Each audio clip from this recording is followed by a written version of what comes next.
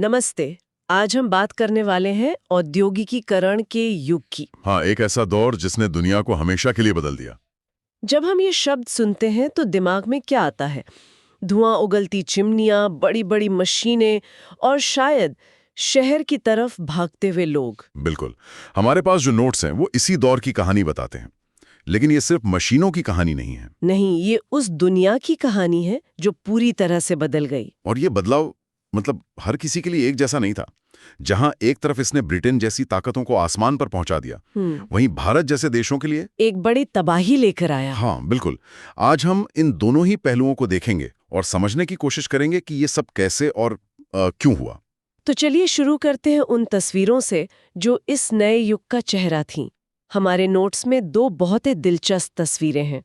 पहली का नाम है नई सदी का उदय। हाँ, डॉन ऑफ द सेंचुरी। इसमें एक देवी जैसी आकृति है जो पंखों वाले पहिए पर सवार होकर भविष्य की तरफ बढ़ रही हैं और उसके पीछे ट्रेन्स, कैमरास, फैक्ट्रियां, मतलब सब कुछ बहुत उम्मीदों से भरा लगता है। हाँ, ये तस्वीर उस समय की सोच को दिखाती है।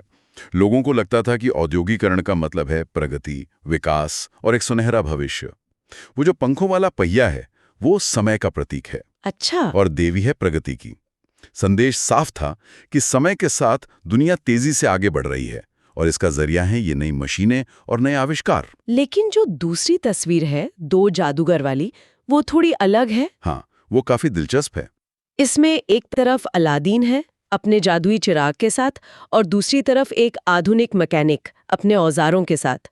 अलादीन को पूरब का प्रतीक बताया गया है और मैकेनिक को पश्चिम का। ये तुलना क्यों? ये एक बहुत ही गहरी तुलना है। यहाँ मैकेनिक को आधुनिक दुनिया का जादूगर बताया गया है, जो पुल, जहाज और बड़ी-बड़ी इमारतें बना सकता है। और अलादीन?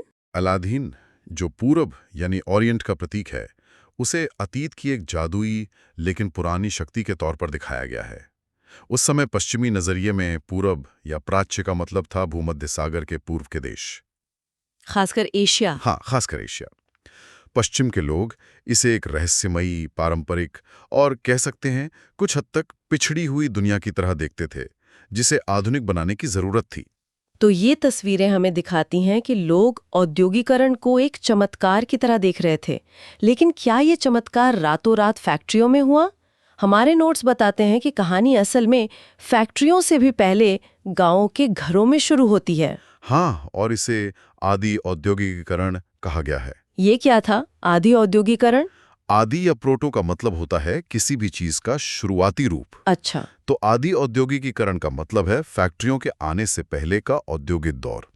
ये वो समय था जब इंग्लैंड और यूरोप में अंतर्राष्ट्रीय बाजार के लिए बड़े पैमाने पर उत्पादन हो रहा था, लेकिन फैक्ट्रियों में नहीं। बिल्कुल, ये उत्पादन कारीगरों के घरों में होता था। पर व्यापारी शहरों को छोड़कर गांव में क्यों जा रहे थे? शहर तो व्यापार के केंद्र हुआ करते थे। हाँ, लेकिन शहरों में एक बड़ी समस्या थी। वहाँ ट्रेड गिल्ड्स बहुत ज्यादा शक्तिशाली थे। गिल्ड्स? ये कारीगरों और उत्पादकों के संगठन होते थे। ये उत्पादन की कीमत, उसकी क्वालिटी, सब पर पूरा नियंत्रण रखते थे और ये किसी भी नए व्यापारी को शहर में आसानी से काम शुरू नहीं करने देते थे। अच्छा, तो उनके लिए मुश्किलें थीं। बहुत। इसीलिए 17वीं 18वीं सदी में सौदागरों ने गांव का रुख किया। और गांव के लोगों ने उनके लिए काम करना क्यों स्वीकार कर लिया? देखिए, गांव के गरीब किसानों और कारीगरों के लिए ये एक बेहतरीन मौका था। खेती से होने वाली आमदनी तो हमेशा अनिश्चित रहती थी। सही बात है। सौदागरों से उन्हें पेशगी यानी एडवांस रकम मिल जाती थी और घर पर रहकर ही अपनी छोटी सी जमीन पर खेती के साथ साथ वो एक्स्ट्रा इनकम भी कमा सकते थे। एक तरह से ये आर्थिक सहारा था। तो इसका मतलब उत्पादन का पूरा सिस्टम घरों में फैला हुआ था। लेकिन फिर फैक्ट्रियों की जरूरत क्यों पड़ी? जाहिर है इस सिस्टम में कोई ना कोई कमी तो रही होगी ना? बिल्कुल। सोचिए, जब उत्पादन सैकड़ों घरों में फैला हो तो क्वालिटी कंट्रोल करना कितना मुश्किल होगा। और समय पर काम पूरा करवाना भी। हाँ, हर घर में काम करने का तरीका थोड़ा अलग होता था। व्यापारी को एक एक घर जाकर माल इकट्ठा करना पड़ता था, जिसमें बहुत समय और मेहनत लगती थी।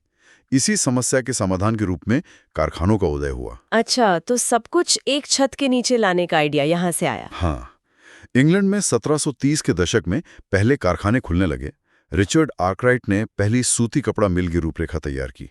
अब महंगी महंगी मशीनें खरीदकर एक ही इमारत में लगाई जा सकती थी। और इसका सबसे बड़ा फायदा क्या हुआ? सबसे बड़ा फायदा ये हुआ कि उत्पादन की पूरी प्रक्रिया एक मालिक की निगरानी में आ गई। अब मजदूरों पर नजर रखना, काम की रफ्तार तय करना और कपड़े की क्वालिटी को एक जैसा बनाए रखना संभव हो गया था। और इस नए युग का प्रतीक बना कपास। नोट्स में एक आंकड़ा है जो सच में हैरान करने वाला है। 1760 में ब्रिटेन 25 लाख पाउंड कच्ची कपास आयात करता था। अब 1787 तक ये बढ़कर 220 लाख पाउंड हो गया। ये तो जबरदस्त उछाल है। ये आंकड़ा दिखाता है कि फैक्ट्रियों की भूख कितनी ज्यादा थी।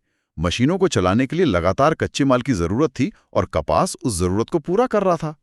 कपड़ा उद्योग ही इस पहली औद्योगिक क्रांति का, कह सकते हैं, इंजन था। इसी दौर में हमें स्टेपलर, फुलर और कार्डिंग जैसे नए काम भी देखने को मिलते हैं। हाँ, ये सब कपड़ा बनाने की प्रक्रिया के अलग अलग चरण थे। जैसे स्टेपलर ऊन को रेशों के हिसाब से छांटता था, फुलर कपड़े में चुन्नटें डालता था और कार्डिंग वो कताई से पहले रेशों को सुलझाने की प्रक्रिया थी। तो फैक्ट्रियां आ गईं, उत्पादन बढ़ गया। ऐसा लगता है जैसे रातों रात मशीनों का युग आ गया। लेकिन अगला सेक्शन एक सवाल पूछता है, क्या सच में ऐसा हुआ था? नोट्स के मुताबिक औद्योगिक बदलाव की रफ्तार काफी धीमी थी। यही इस कहानी का सबसे बड़ा मिथक है जिसे तोड़ना जरूरी है।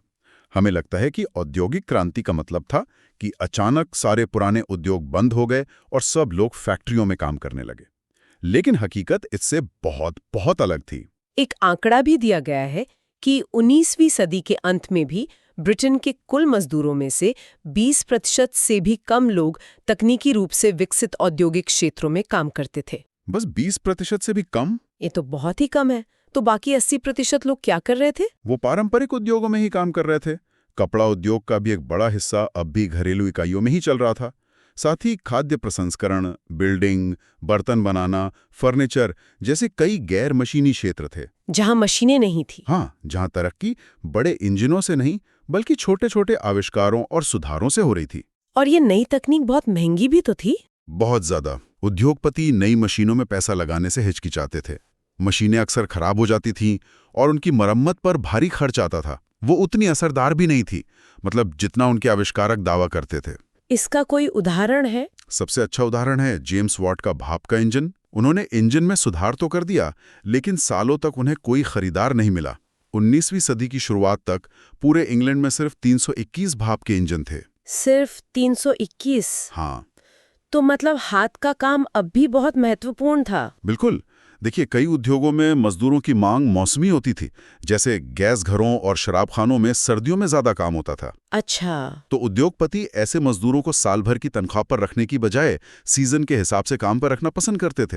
और उन्हें ऐसे उत्पाद भी चाहिए थे जिनकी डिजाइन बहुत बारीक हो। ये सब मशीनों से नहीं, कुशल कारीगरों के हाथों से ही संभव था। चलिए अब उन लोगों की बात करते हैं जिनके दम पर यह क्रांति चल रही थी। मजदूर। उनकी जिंदगी कैसी थी? तस्वीरों में तो फैक्ट्री के बाहर काम के इंतजार में खड़ी भीड़ दिखाई देती है। मजदूरों की जिंदगी, कह सकते हैं, उम्मीद और नाउमीदी के बीच झूमती रहती थी।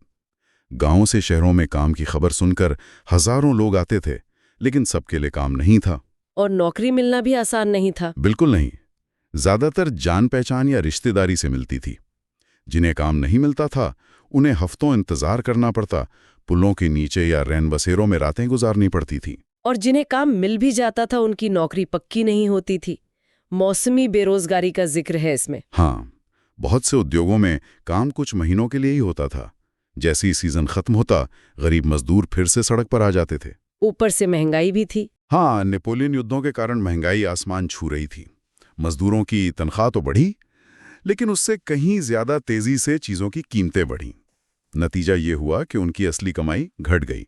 और इसी हताशा में उन्होंने नई तकनीक पर अपना गुस्सा निकाला। स्पिनिंग जेनी मशीन का उदाहरण दिया गया है, जिस पर महिला मजदूरों ने हमला कर दिया था। ये क्या मामला था? देखिए, मजदूरों को हमेशा डर रहता था कि नई मशीनें आने से उनकी नौकरी छिन जाएगी। स्पिनिंग जेनी, जिसे जेम्स हरग्रीव्स ने 1764 में बनाया था, एक ऐसी ही मशीन थी।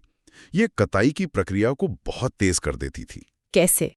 जहां पहले एक मजदूर एक तकली घुमाता था, वहीं इस मशीन में एक ही पहिया घुमाने से कई तकलियां घूमने लगती और एक साथ कई धागे बन जाते थे। यानी एक मशीन कई मजदूरों का काम अकेले ही कर रही थी। बिल्कुल।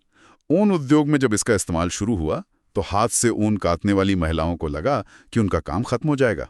इसी डर से उन्होंने इन मशीनों पर हमला करना शुरू कर दिया।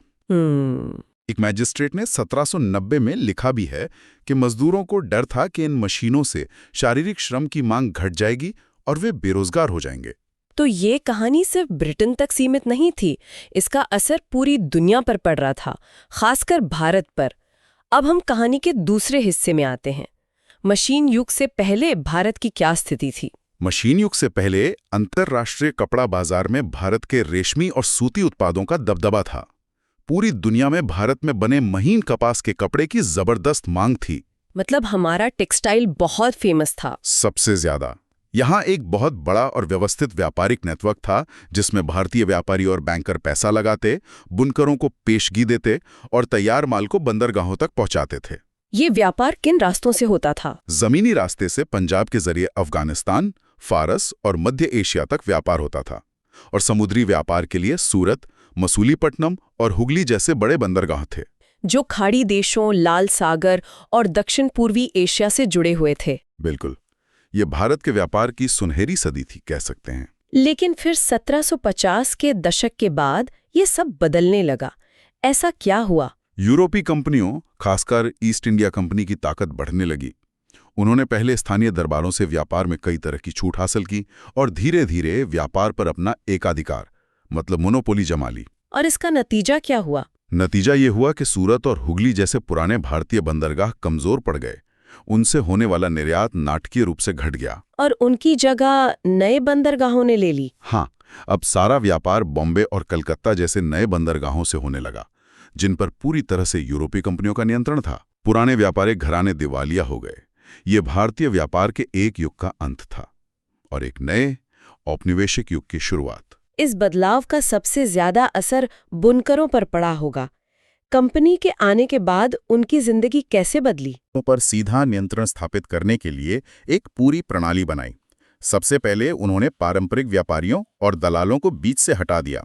और फिर उन्होंने गुमाश्ता नाम के वेतनभोगी कर्मचारी नियुक्त किए, जिनका काम था बुनकरों पर नजर रखना, उनसे माल इकट्ठा करना और कपड़े की क्वालिटी जांचना।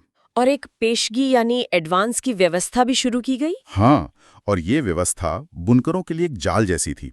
कंपनी बुनकरों को कच्चा माल खरीदने के लिए कर्ज देती थी, लेकिन शर्त ये थी कि जो भी बुनकर ये कर्ज लेगा वो अपना बनाया हुआ कपड़ा सिर्फ और सिर्फ गुमाश्ता को ही बेचेगा। किसी और व्यापारी को नहीं बेच सकता था। किसी और को नहीं। मतलब उन्होंने बुनकरों की आजादी ही छीन ली। वो ना तो मोल भाव कर सकते थे, ना ही किसी और को अपना माल बेच सकते थे। बिल्कुल। और गुमाश्ता बाहर के लोग होते थे। वे अक्सर सिपाहियों के साथ आते, अकड़ के बात करते और माल समय पर तैयार ना होने पर बुनकरों की पिटाई भी करते थे। बुनकरों को जो कीमत मिलती थी वो बहुत कम होती थी। तो इस शोषण का नतीजा क्या हुआ? इससे तंग आकर कई बुनकर गांव छोड़कर चले गए। कुछ ने कर्ज लौटाने से मना कर दिया और कईयों ने तो अपना करघा बंद करके खेतों में मजदूरी करना शुरू कर दिया। ये तो एक पहलू था, लेकिन असली कयामत तो तब आई होगी जब मैनचेस्टर का बना कपड़ा भारत के बाजारों में आया। वो भारतीय कपड़ा उद्योग के ताबूत में आखिरी कील थी। जब इंग्लैंड में कपास उद्योग विकसित हुआ तो वहां के उद्योगपतियों ने अपनी सरकार पर दो तरफा दबाव बनाया। पहला क्या था? पहला कि भारत से आने वाले कपड़े पर भारी आयात शुल्क लगाया जाए ताकि उनका अपना कपड़ा इंग्लैंड में बिना किसी मुकाबले के बिक सके। और दूसरा ये कि ईस्ट इंडिया कंपनी को मजबूर किया जाए कि वो ब्रिटेन में बना कपड़ा भारत के बाजारों में बेचे। इससे भारतीय बुनकरों पर तो दोहरी मार पड़ी। हाँ बिल्कुल। एक तरफ उनका निर्यात बाजार जो इंग्लैंड और यूरोप में था वो पूरी तरह से ढह गया, और दूसरी तरफ उनका घरेलू बाजार भी सिकुड़ने लगा क्योंकि वो मैनचेस्टर के सस्ते मशीन से बने माल से पट गया था। आंकड़े इस तबाही की पूरी कहानी कहते हैं। 1811-12 में भारत के कुल निर्यात में सूती माल का हिस्सा 33% था, जो 1850-51 तक सिर्फ 3% रह गया। सिर्फ 3%। और इसी दौरान भारत में ब्रिटेन से आने वाले सूती कपड़े का आयात 31% से बढ़कर 50% से भी ज्यादा हो गया। मतलब भारत जो दुनिया का सबसे बड़ा कपड़ा निर्यातक था, अब वो ब्रिटेन का सबसे बड़ा आयातक बन चुका था। हाँ, बुनकरों के पास न कच्चा माल खरीदने को बचा, न बाजार। उनके सामने भुखमरी की नौबत आ गई। तो जो औद्योगिकरण ब्रिटेन के लिए प्रगति और विकास का प्रतीक था, वो भारत जैसे उपनिवेश के लिए विनाश और गरीबी का कारण बना। एक ही सिक्के के दो बिल्कुल अलग पहलू। यही इस युग का सबसे बड़ा विरोधाभास है। एक देश की तरक्की दूसरे देश की बर्बादी की कीमत पर हुई। फैक्ट्रियों की चिमनियों से निकलने वाले धुएं ने जहां इंग्लैंड के आसमान को काला किया, वहीं भारत के लाखों कारीगरों की जिंदगी में अंधेरा भर दिया। तो हमने देखा कि कैसे मशीनों ने दुनिया को बदला, लेकिन इस बदलाव की कहानी हर जगह के लिए अलग थी। इसने नए मौके बनाए तो कईयों की रोजी रोटी भी छीन ली। इसने एक नई दुनिया तो बनाई, लेकिन उस दुनिया की नींव में लाखों मजदूरों और कारीगरों का शोषण भी था। सही बात है। अब जाते जाते एक सवाल सोचने के लिए छोड़ जाते हैं, क्या आज के तकनीकी बदलाव जैसे कि आर्टिफिशियल इंटेलिजेंस और ऑटोमेशन हमारे समाज पर वैसा ही असर डाल रहे हैं जैसा औद्योगिकरण ने डाला था? बहुत जरूरी सवाल है। क्या आज भी एक हिस्से की प्रगति दूसरे हिस्से के लिए चुनौती बन रही है? इस पर सोचिएगा। अगर आपको इसी तरह आसान भाषा में पढ़ना अच्छा लगता है तो इस चैनल को अभी सब्सक्राइब कर लीजिए। अगर आप सभी सब्जेक्ट्स के नोट्स चाहते हैं तो वीडियो के डिस्क्रिप्शन बॉक्स को जरूर चेक करें।